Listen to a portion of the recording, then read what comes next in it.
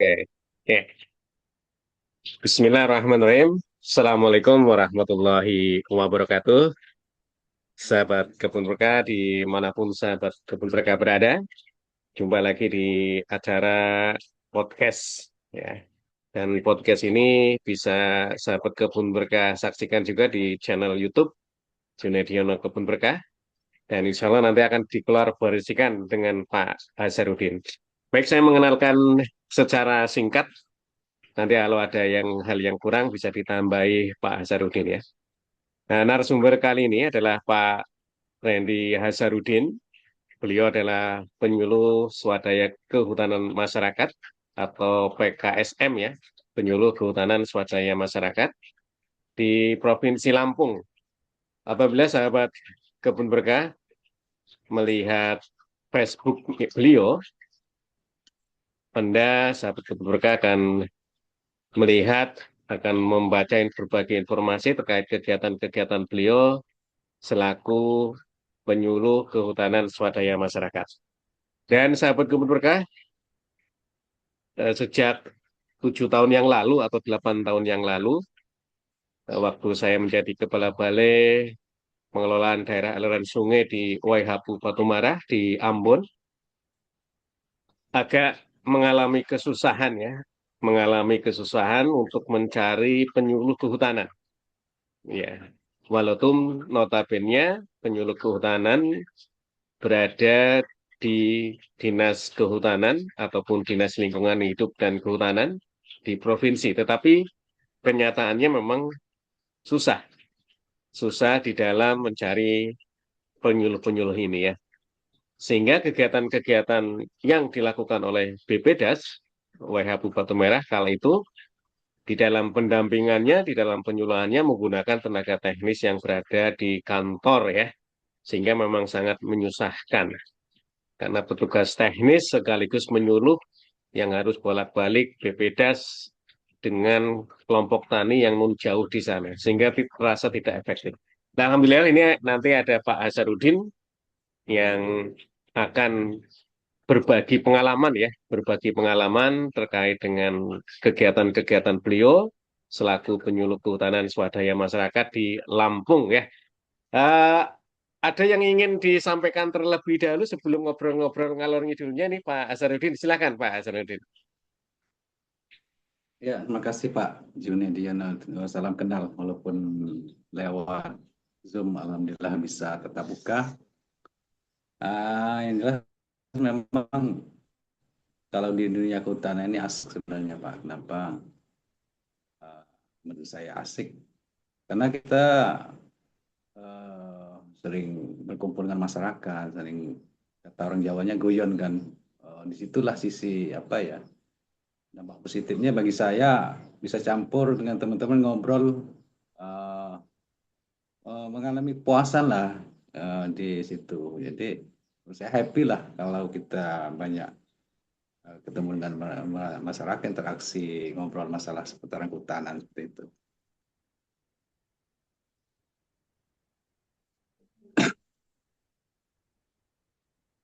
Kalau Pak Kalau saya Hasanuddin ini, udah, eh, ya kalau cerita 7 tahun yang lalu, memang saya awalnya di kader konservasi Pak di TNBBS. Kebetulan eh, kami itu wilayahnya dengan Taman Nasional Bukit Barisan Selatan yang ada di Provinsi Lampung. Dan isunya di wilayah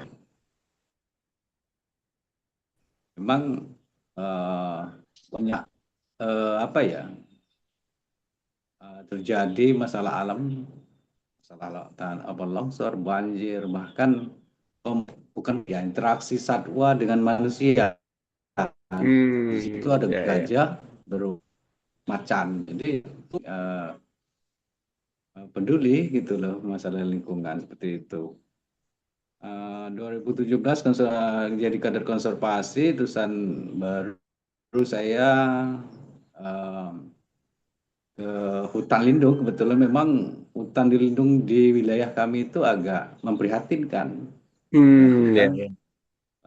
dalam sisi ekologinya memang hutannya sama masyarakat hampir punah lah. Disitulah rasa kepedulian masuk ke hutan lindung. Dalam hal ini tentunya uh, guna untuk lebih dekat kita bisa ngobrol sama masyarakat, mensosialisasikan masalah hutan. Iya. Tentunya teknik atau pola kita itu melalui pembentukan kelompok tani Iya, hutan yang iya, ada. iya. Itu awalnya 2018 lah, 2018. 2018 ya. Ya, akhirnya saya membentuk 5 kelompok di lokasi kami. 2019 itu menjadi 13 kelompok. Dan disitulah kami mulai sosialisasi bersama penyuluh, mengedukasi, mendampingi masyarakat yang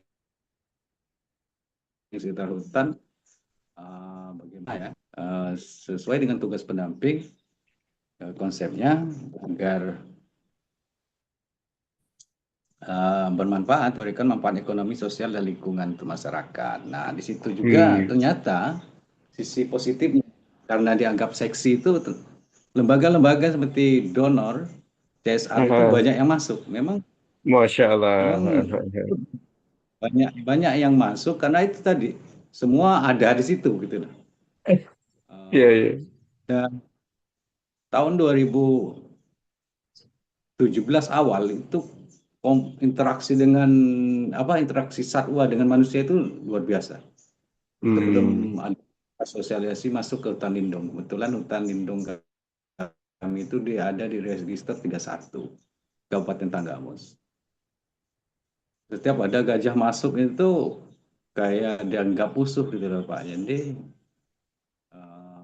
memang belum ada rasa pemahaman masyarakat tentang keberadaan satwa di hutan lindung seperti itu. Jadi inten masuk sosialisasi ke masyarakat sembari membantu kelompok mengedukasi mereka bahwa kita harus hidup uh, berdampingan dan berbagi ruang dengan satwa seperti itu Hmm. konsepnya.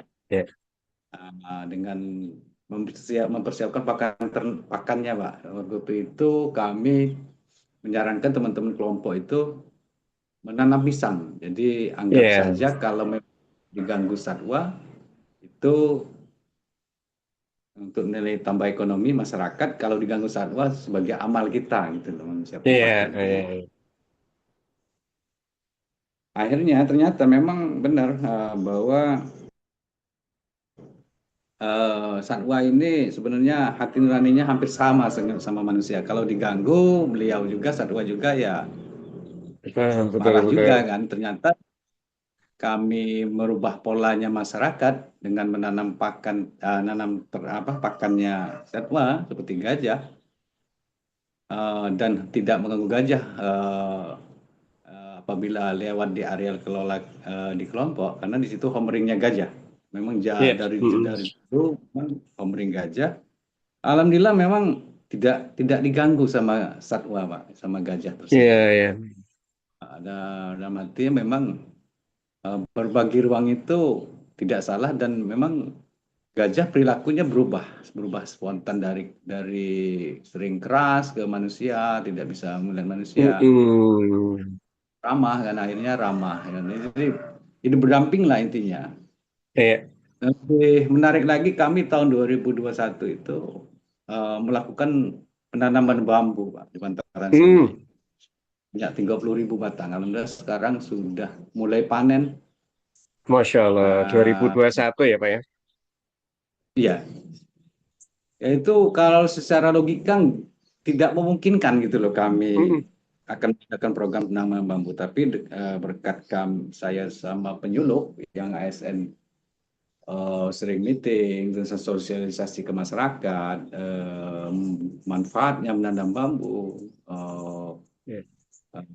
jangka panjang seperti apa, itu alhamdulillah kelompok ini menerima gitu loh, melakukan penanaman bambu Ya. di sungai dan areal kritis. Alhamdulillah dulu 2017 sampai 2019 itu banjir itu luar biasa, hampir tiap tahun ada. Ah, ah, Sekarang ah.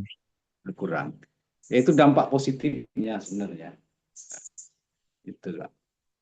Oke, luar biasa nih Pak Hasrudin dari 2017 sampai sekarang ya. Pak Hasrudin, eh, Bapak Ya, kok ingin jadi penyuluh kehutanan swadaya masyarakat itu motivasinya apa ya Pak? Karena yang sudah jadi penyuluh saja kadangkala merasa berat gitu loh Pak. Ya, kok mau nyemplung lah kalau orang Jawa bilang nyemplung itu apa namanya? Masuk ya untuk ke dunia penyuluhan itu ya, ya. kenapa Pak Hasrudin? Ya, kalau lingkungan saya dulu awalnya Pak, lingkungan kiri kanan tetangga, teman-teman memanggil saya ini sableng. Mau-maunya Oke. gitu loh, tidak di. Nah, Iya tapi betul kan betul. di sisi itu kita kan sebagai manusia harus banyak manfaat untuk orang banyak. Menurut saya Ya, ya. bahwa kita membangun hutan itu eh, tujuannya yang jelas bahwa demi kehidupan anak cucu kita. Itu manfaatnya luar biasa menurut saya. Amin. Dan kedua Ya, kalinya saya percaya bahwa kita melakukan hal itu, kita akan banyak teman. Dari teman ya, ya. itulah kita akan mendapatkan rezeki. Nah, sampai sekarang alhamdulillah walaupun diomongin orang Sableng nggak pernah kelaparan, Pak. Nggak pernah itu. Anak tetap sekolah ya biasa. Amin, Amatnya amin, amin. Eh, ada satu hal yang menarik, Pak. Mungkin ini berdasarkan pengalaman Pak Asrendin saja ya.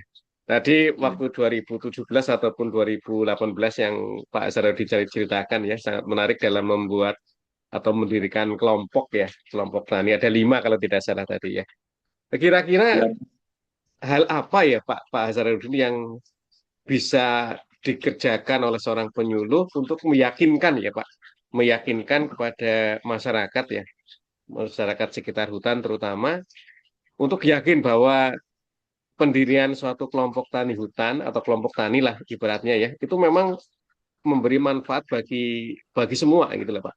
Karena sekarang ya masyarakat kita kadang-kadang curiga ya, curiga jangan-jangan nanti dibentuk kelompok hanya untuk ketuanya saja atau hanya hmm. untuk penyuluhnya saja dan sebagainya. Untuk hal-hal semacam ini apa ya kira-kira yang Pak Azharuddin yakinkan ya agar masyarakat itu mau membuat kelompok tani ataupun kelompok tani hutan. Monggo Pak, Pak. Yang jelas sebenarnya sama aja sih, Pak. Nggak di daerah Eh, eh, Lampung. Ya, kepercayaan masyarakat masalah pembentukan kelompok. Tapi dalam hal itu kan tentunya eh, yang harus diperhatikan oleh eh, kelompok terutama pengurus, saya menekankan ke pengurus bahwa kita eh. kuatkan kelembagaan, terusan semua pelaporan harus jelas, terusan pertemuan Iya. rutin, ada permasalahan kita bicarakan bareng-bareng. Di binaan saya itu ada kelompok yang memang luar biasa, Pak. Mayoritas orang Jawa, mereka itu Suroan sama Kliwonan. Jadi tiga Hmm, kelompok itu gabungan. Kebetulan memang berbatasan langsung. Jadi saya diundang iya. naik kan. Setiap Kliwonan, Suroan, wah luar biasa kompaknya. Ya, Karena ya, ya.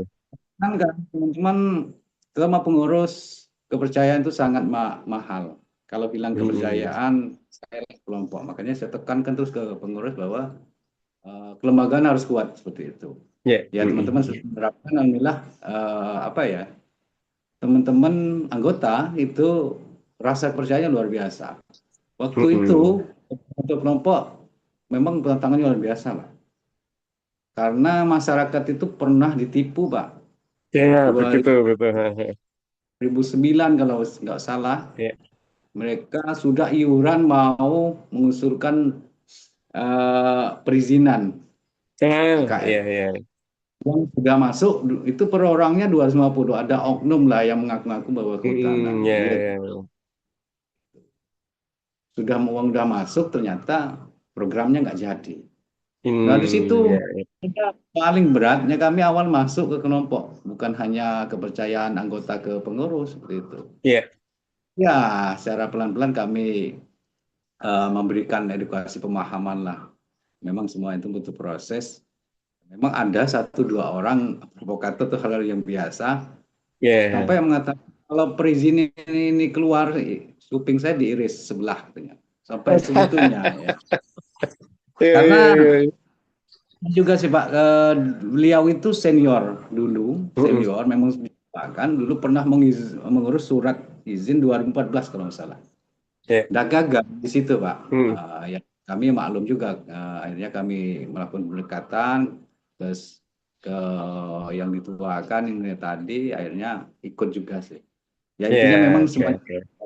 harus butuh kesabaran seperti itu.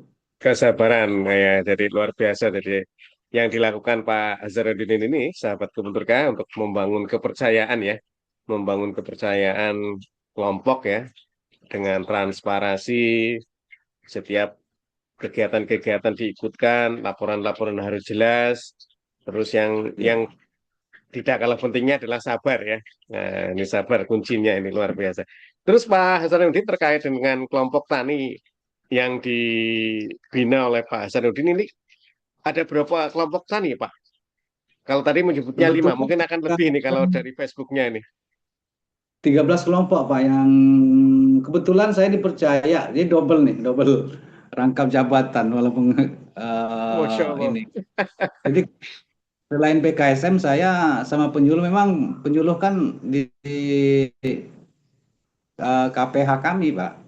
Ya, Itu di 4 KPH. orang Mm-mm. dengan luasan lahan itu 12.000. Beda sama daerah Jawa, Masya Allah. memang sedikit lahannya, penyuluhnya agak lumayan. Memang berbanding terbalik sih. Kalau di Lampung Ya, luas lah wilayahnya, penyuluhnya cuma sedikit sedikit ya. gitu. Ya, dua belas Iya, ribu bagi 4 ya. Masya Allah. iya. Disitulah memang kenapa perlunya adanya PKSM sebenarnya Pak sebagai Hmm, contoh Pak. hmm. Kalau kelompok 13 kelompok Pak sekarang, yang 13 kebetulan ya. saya ketuanya juga, ketua Gapoktannya saya dengan anggota itu 600 kakak di situ. Masya Allah, 600 kakak ya. Luar Iya. biasa. Dari 13 kelompok. Nah, di situ juga alhamdulillah saya kemarin 2021 mendampingi kelompok baru dari awal Mm-mm. mulai pembentukan sampai pemetaan. Saya ikut juga terlibat pengukuran di sana, poligon segala macam bersil. Ya. Pendampingan di Pertek sampai sekarang alhamdulillah sudah keluar izin. 3 kelompok itu. Ya, ya, ya. Ya, secara swadaya ya memang kalau namanya ikhlas itu tidak dinilai dengan uang sebenarnya. Kalau kita Betul, sedang betul, betul, betul. hobi di sana ya. Terus Itu dari satu tiga tahun. belas kelompok ini, Pak Zainuddin, eh, kegiatan utamanya apa ya, Pak? Dari 13 kelompok ini, kegiatan utama Kalau, yang Bapak damping. kalau saya memang dari 2019 karena menurut saya pasca izin ini lebih berat. Benar. Nah, Nah, kenapa? Karena yang namanya izin ini kan punya hak dan kewajiban tentunya. iya, Kalau hak betul, betul, ya, betul. ya sangat gampang untuk melakukan, tapi kewajiban. Nah, disitulah saya mengajak kelompok nih, karena menurut saya, pandangan saya, kalau pola agroforestry sangat cocok untuk Hmm, teman-teman ya, gitu. ya, ya. Sekarang saya mensosialisasikan ke teman, ayo kita mulai rubah pola kita dari eh, Mm-mm. kopi monokultur Ya. menjadi pola agroforestry. Hmm, Memang ada program juga dari BPDAS, Wais iya, Putus betul, Lampung, betul. Ya, program UPSA namanya UPSA, RHL juga membantu. Selain itu juga memang teman-teman penanaman secara mandiri sudah melakukan juga. Dan iya. dampaknya luar biasa karena pola agroforestry ini kan tajuk tingginya ada, tajuk sedangnya ada, Mm-mm. tajuk tingginya kopi, lantai tanahnya bisa ditanami cabai, terong segala macam. Iya, Eh, iya, iya. itu apa yang dikatakan kehutanan alam lestari masyarakat sejahtera itu terwujud. Dan di situ teman-teman sudah. Hmm. Oke, jadi kalau 13 kelompok ini dalam bingkai perhutanan sosial mungkin ya, maksudnya izin tadi ya, perhutanan sosial, itu menggunakan pola agroforestry ya Pak ya. Ya, Tanamannya tadi utamanya kopi, terus apa lagi Pak? kalau tajuk tinggi itu duren, petai itu, Duren, jengkol, jengkol. ada Kalau alpokat tajuk Pak biasanya Pak, kalau Lampung ya, ini, alpukat juga. ya. Ah, terus selain bambu juga tadi ya udah ditanami. Tajuk sedang Eh, cengkeh, uh, terusan kalau tajuk rendahnya kan kopi. Nah, di lantai tanahnya teman-teman nanam cabai, sayur-sayuran seperti itu. Oke, berarti sudah tersusun strata tajuknya ya Pak. Mulai dari Iya, tajuk tingginya tadi duren, jengkol dan sebagainya tadi, tengahnya itu ada kopi dan sebagainya tadi ya, bawahnya kropnya tanaman-tanaman pertanian, tanaman-tanaman sayuran ya, cabai dan sebagainya tadi. Terus gini Pak, terkait pola agroforestry yang Bapak bina ke kelompok-kelompok Bapak itu, ada gabungan kelompok taninya juga, Alhamdulillah. Kira-kira berdasarkan pengalaman Bapak ini, pola yang menguntungkan itu pola agroforestry dengan tanaman campuran apa, Pak? Pertaniannya apa, oh, misalkan, iya. kehutanannya apa, misalkan, berdasarkan pengalaman Bapak saja. Iya, kalau di wilayah kami memang, teman saya petani juga sih Pak, petani. Iya. Uh, Sekarang ini yang masih luar biasa, uh, seperti tajuk tinggi yang menghasilkan luar biasa sekarang ini jengkol sama petai Pak, yang dikembangkan Hmm. oleh teman. Dan itu memang sudah dirasakan oleh teman-teman, harganya agak lumayan. Jengkol kulit aja 5.000 sekilo. Masya Allah, jengkol Ya, ya. Hmm. jengkol. Heeh. Kalau yang alpokat, kalau di Tanggamus, apa namanya di Lampung Timur apa apa ya? Saya pernah ketemu dengan Pak Idi waktu itu ya, jadi kepala Ya, balainya. Kalau di situ itu Girimundo, alpokat apa namanya? Girimundo Siger itu. apa apa ya? Siger, iya, bukan Siger Ah, ya. ah, kalau di kelompok Bapak dikembangkan nggak alpokat Siger itu? Dikembangkan, Pak. Sekarang Ah, sudah mulai berbuah. Dan alhamdulillah sudah ya, mulai ya, ya. berbuah. Memang agak cocok juga, lebat juga buahnya. Oh, ya, ya, ya, ya. Saya pernah ngobrol-ngobrol dengan Pak Idi ya kala itu ya. Sekarang dia jadi juragan alpokat juga di Solo di Wonogiri dia. Luar biasa. Terus gini Oh, Pak Hasanuddin terkait dengan 13 kelompok tadi kan sudah jadi Gapoktan ya. Kalau nggak salah tadi ya, informasinya itu ya. Eh, ya. Produk yang paling diunggulkan oleh Gapoktan Bapak itu apa Pak? Yang paling Ya betul. diunggulkan? Kalau kami memang benar, Gapoktan kami mungkin semua kelompok atau Gapoktan itu melibatkan peran ibu-ibu ya, ada rangka Hmm, meningkat hasil teman-teman anggota. Jadi kebetulan kami itu punya KUPS Pak, KUPS namanya KUPS Mentari ya. Hmm, hmm, hmm.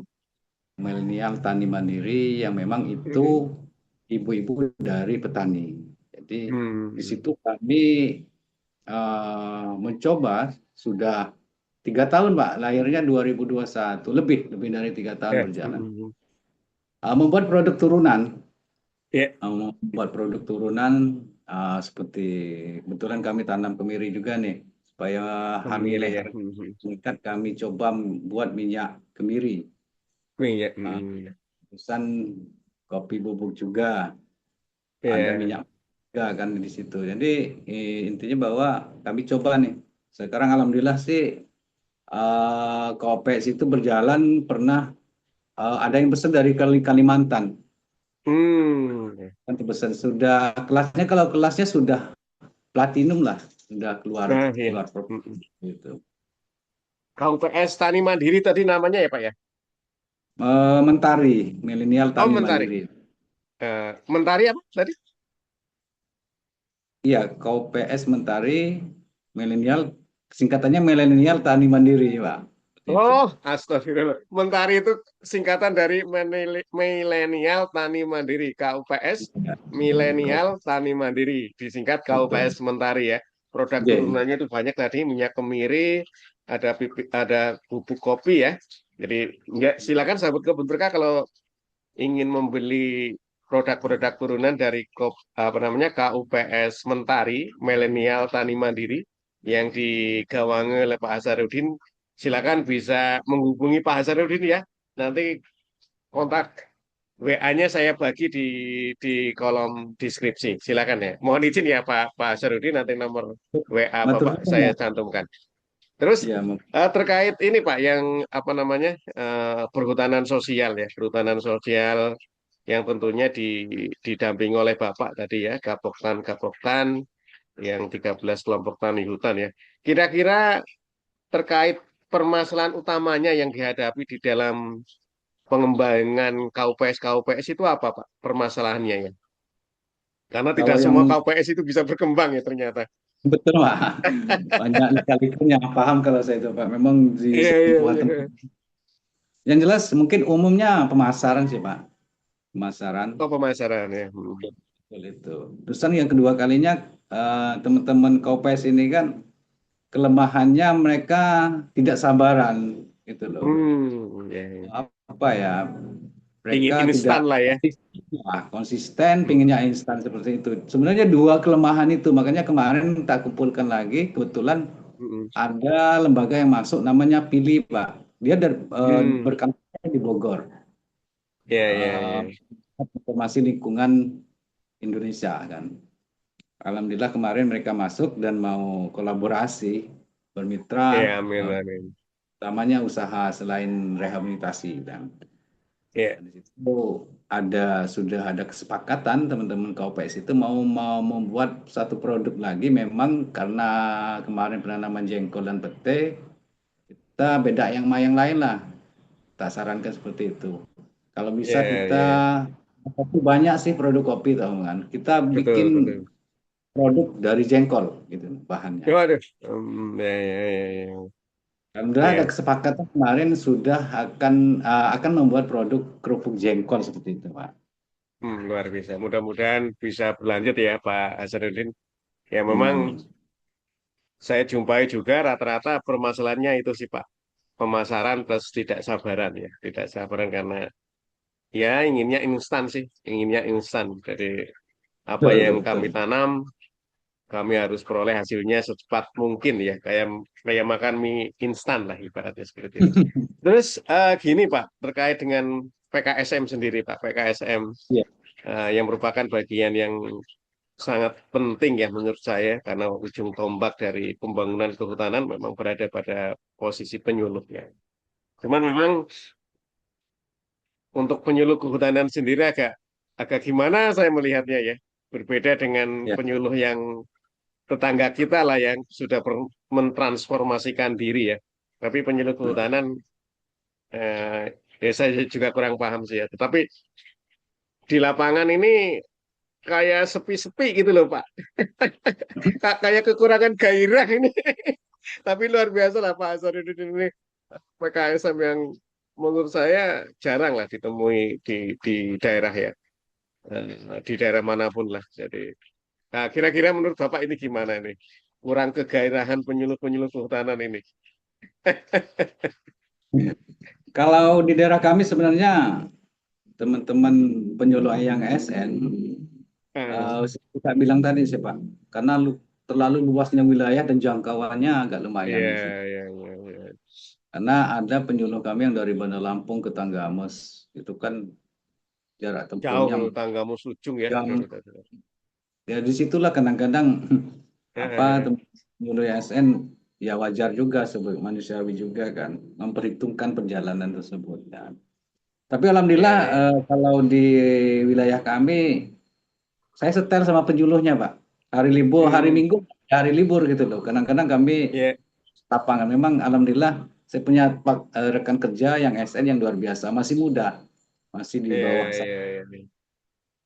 Iya, ya, alhamdulillah lah ya. Kalau saya melihat sih memang Lampung ini ada agak lain lah dengan daerah-daerah lain ya. Tren penyuluhnya menggeliat lah kalau dilihat dari informasi-informasi Facebook, informasi-informasi di YouTube dan sebagainya ya. Kemarin saya juga ketemu dan sempat ngobrol-ngobrol seperti ini Pak Hasanuddin sama Pak, aduh kok lupa namanya ya. Kalau beliau memang penyuluh ASN Pak, penyuluh ASN kok lupa namanya ya. Eh, Pakar dalam pembuatan terasiring, pakar dalam membuat bangunan-bangunan konservasi tanah dan air. Aku kok lupa namanya ya. Padahal sempat juga, Penyuluh. ah, sempat juga ngobrol di sini, ngobrol di channel YouTube saya ya. Kok lupa namanya saya tiba-tiba ini. Dan Pak. tapi ada hal yang saya pelajari dari beliau ini memang posisi penyuluh kehutanan di Lampung lebih aktif, Mas, lebih aktif dibanding daerah-daerah lain. Terus gini Pak, terkait dengan metode ya, metode penyuluh penyuluh kehutanan ya, baik yang PKSM maupun yang ASF ini ya. Mudah-mudahan sih saya tidak salah ya, tidak salah dalam mengamati nih. Mungkin metode ini masih dipengaruhi oleh romantisme di dalam kehutanan masa lalu ya, sehingga penyuluh kehutanan di dalam menyuluh di masyarakat metode ini jangan itu jangan ya, ini jangan itu jangan. Terutama mungkin di kawasan hutan lindung atau di kawasan konservasi ya, yang Ya. masih menggunakan hal-hal semacam ini. Di dalam ininya memang benar ya, di dalam konteks hutan lindung maupun konservasi ini kan banyak hal yang membatasi ya, membatasi akses. Sehingga mungkin penyuluh-penyuluh ini lebih cenderung mengatakan ini jangan, itu jangan. Tetapi tidak ada solusi, Pak. Nah, ini yang jadi kadangkala apakah ini ya penyebabnya sehingga penyuluhan penyuluhan kehutanan kurang kurang dianggap ya, kurang dianggap karena memang ramuannya cuma jangan, jangan, jangan, jangan, tapi tidak ada solusi. Nah, ini dulu ya. Mungkin sekarang berbeda ya, Pak ya. Oh, Apalagi kalau di berbeda Pak. BPDAS ya. Kalau di BPDAS kan memang memberi ya, memberi bibit Iya. gratis, memberi program, tapi kawan yang lain kan tidak semacam ini. Kira-kira Iya. gimana nih Pak Hasanuddin kalau di Lampung ini ya? Kalau kami polanya memang betul Pak, berubah Pak. Ya. Jadi Ah, ya, ya. yang melakukan penyuluhan itu bukan penyuluhan ya Pak. Termasuk Hmm, polanya sekarang Polhut sekarang double tugas. double Sekarang tugas skema ngamankan. bukan menakut-nakuti dengan undang-undang, justru Gitu-gitu. Polhut melakukan penyuluhan pendekatan secara persuasif dengan kelompok Pak. Mm-mm. Dengan demikian lebih efektif Pak ternyata daripada Oh, oh iya, ini iya, iya, undang-undang iya. ini tidak diperbolehkan melakukan penebangan. Nah itu malah teman-teman masyarakat takut. Iya, Dia polanya oke, oke, oke, oke, oke. Jadi sudah ada perubahan ya pada dia perubahan cara metode yang kawan-kawan penyuluh di Lampung ini gunakan ya, karena memang hal-hal semacam itu membuat masyarakat kita takut dan masyarakat bukan hanya sekedar takut ya, kadang-kala malah penasaran akhirnya tidak jalan itu program.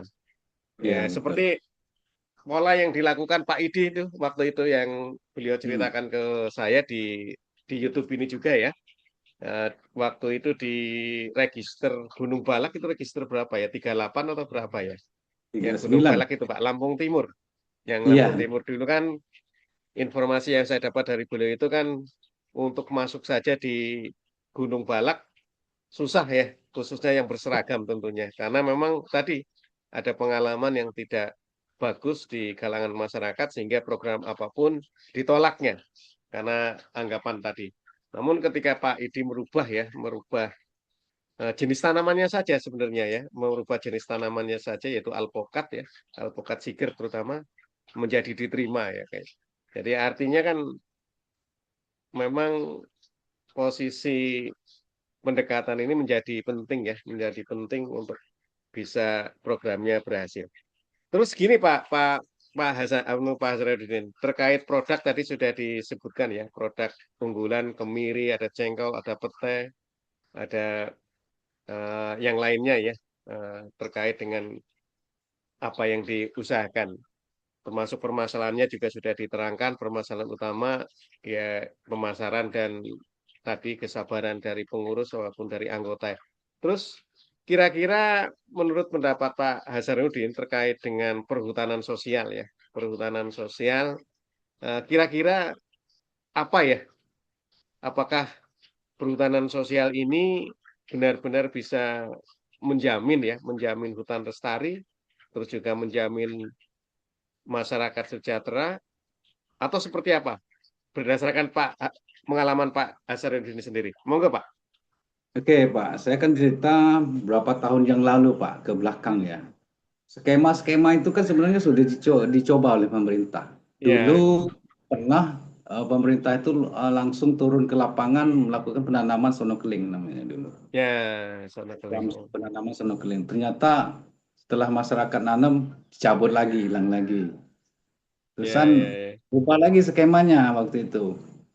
Ah, boleh masuk ke area hutan lindung masyarakat, tetapi harus menanam kayu-kayuan, bukan MPTS. Ah, Dilakukan lagi, ternyata gagal, ya, ya. tidak berhasil kan program itu. Nah, menurut saya bahwa skema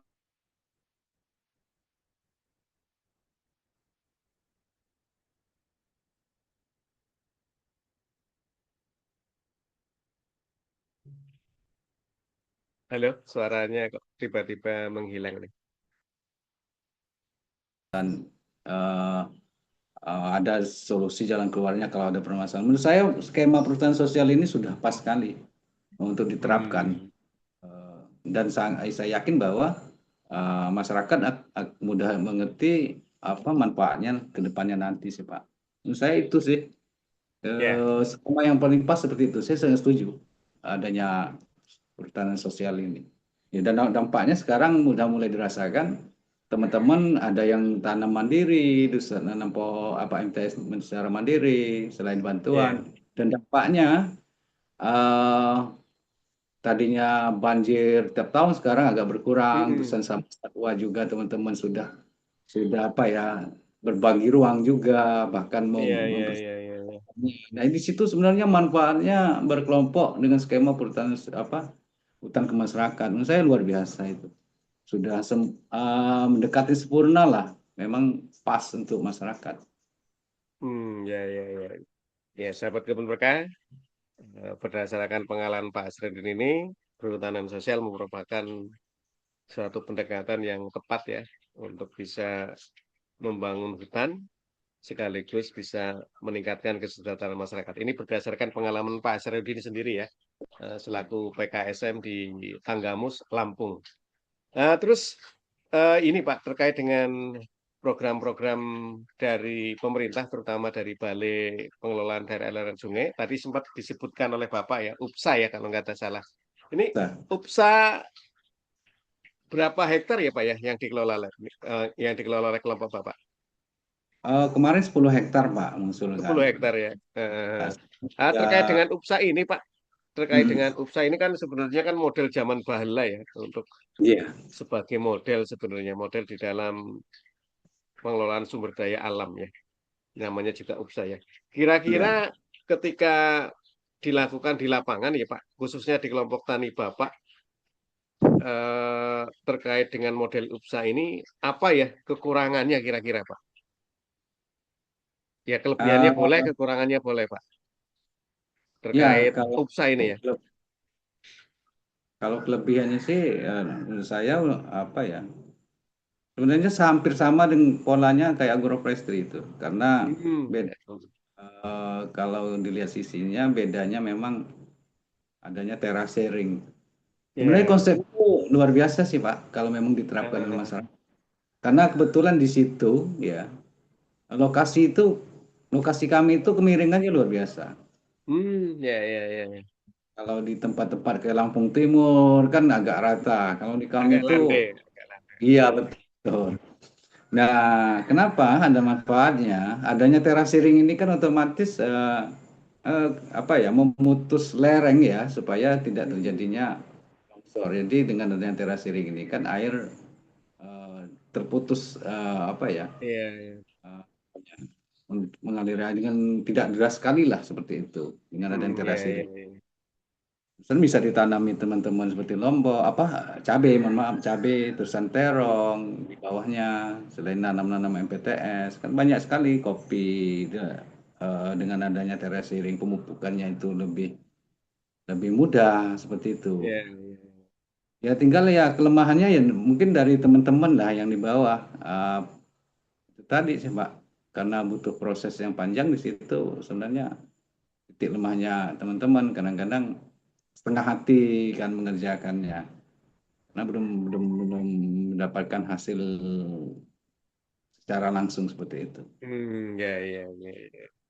Ya, deh. Ya, luar biasa nih Pak Hasanuddin. Ini ngomong-ngomong sudah hampir 1 jam ternyata ini Pak Hasanuddin. Terus gini Pak Hasanuddin, terakhir terkait dengan PKSM maupun penyuluh ya ASN, kira-kira harapan apa ya yang ingin Bapak sampaikan terkait dengan penyuluh maupun penyuluhan itu sendiri? Monggo Pak, harapannya Bapak. Ya. Termasuk harapan terkait program yang lain Pak. Tadi kan apa namanya Bapak sudah luar biasa menceritakan ada KUPSA, ada KUPS, ada yang lainnya. Monggo Pak. Ya, yang jelas bahwa ya harapannya ya, apalagi saya selaku PKSM ini kan punya keterbatasan juga, Pak. Keterbatasan hal bahwa kita juga punya keluarga. Menurut saya memang apa ya, punya ujian yang paling berat itu di keluarga sebenarnya. Kalau di Hmm, luar kita udah terbiasa ya, namanya interaksi dengan masyarakat. Harapannya sebenarnya eh, antara pemerintah, dinas kehutanan, perusahaan penyuluh yang di bawah itu harus bersinergi gitu, saling hmm, saling dukung program-program yang dilakukan oleh teman-teman penyuluh di bawah, karena menurut kami memang penyuluh ini ujung tombak, sebenarnya ujung tombak ya, keberhasilan program perhutanan sosial ini. Intinya bahwa memang butuh perhatian, butuh apa ya, semacam motivasi dari teman-teman hmm, kehutanan yang di atas. Karena itu tadi kami punya keterbatasan, terusan peningkatan kapasitas juga, Pak. Itu menurut ya, kami ya, karena kita punya keterbatasan juga, banyak ya, kekurangan juga kan. Eh, Kemarin saya juga pernah apa ya, diundang untuk pelatihan PKSM, peningkatan hmm, kapasitas. ya, Dari situ kami sampaikan sebenarnya bahwa kami PKSM ini sebagai ujung tombak harus butuh perhatian dari pemerintah seperti itu. ya, Ya, kegiatan yang hari ini peningkatan kapasitas ini adalah salah satu wujud dukungan dari pemerintah terhadap kami seperti itu. Ya itu sih sebenarnya karena menurut kami Lampung ini apa ya, luasan hutan lindungnya luar biasa, Pak. ya, Yang 12.000 aja itu yang berkelompok, Pak. ya,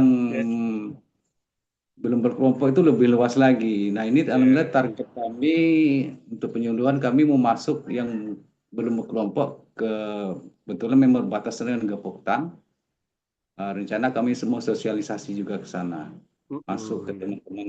Ya, namanya talangnya Talang Bamban. Wah, kalau tanamannya memang monokultur, Pak. Menurut saya ya, sangat mengkhawatirkan kalau harus butuh dampingan juga gitu loh.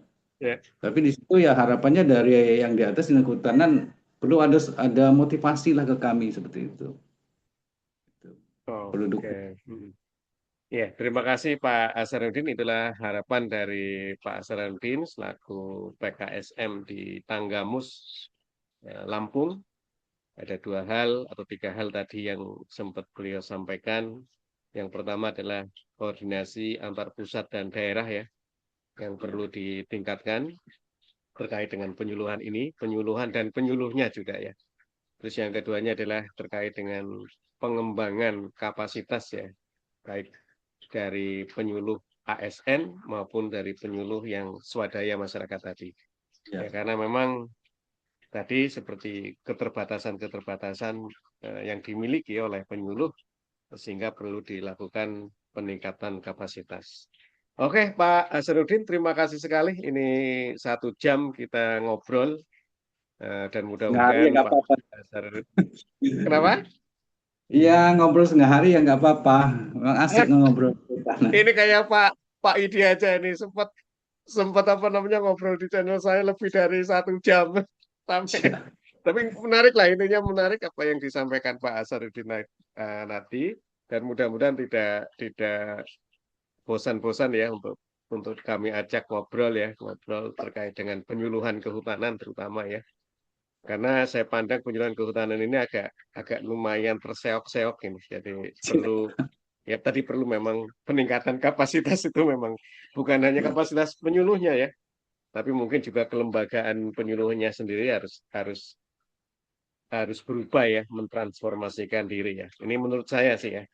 Jadi mohon izin Pak Hasanuddin nanti video ini kami streamingkan di YouTube. Oke, Dan Pak. mudah-mudahan ini bisa membuat motivasi ya, memberi motivasi kepada PKSM-PKSM yang lain, penyuluh-penyuluh yang lain, untuk bisa menjadi ujung tombak ya, ujung tombak di dalam pembangunan kehutanan. Jadi saya ucapkan terima kasih dan mohon izin juga nanti nomor Bapak saya share di video ini. Dan apabila sahabat-sahabat kebun berkah semua yang memerlukan produk-produk dari kelompok tani binaan Pak Hasanuddin, silakan bisa mengkontak beliau langsung karena ada pupuk apa nih? Pupuk kopi, ada Pupuk, minyak kemiri, kiri, ada juga visinya ada jengkol, juga. produk-produk jengkol, ada petai dan sebagainya. Silakan Benar. bisa menghubungi Pak Hasanuddin apabila Pak Ibu semua, sahabat-sahabat semua ingin membelinya. Akhir kata, saya ucapkan terima kasih, sukses selalu Pak Hasanuddin, dan terima Ya, kasih dan mudah-mudahan tidak bosan untuk saya undang ngobrol-ngobrol semacam ini ya. tidak. Terima kasih. Musuhnya nggak apa-apa, Pak. Assalamualaikum warahmatullahi wabarakatuh.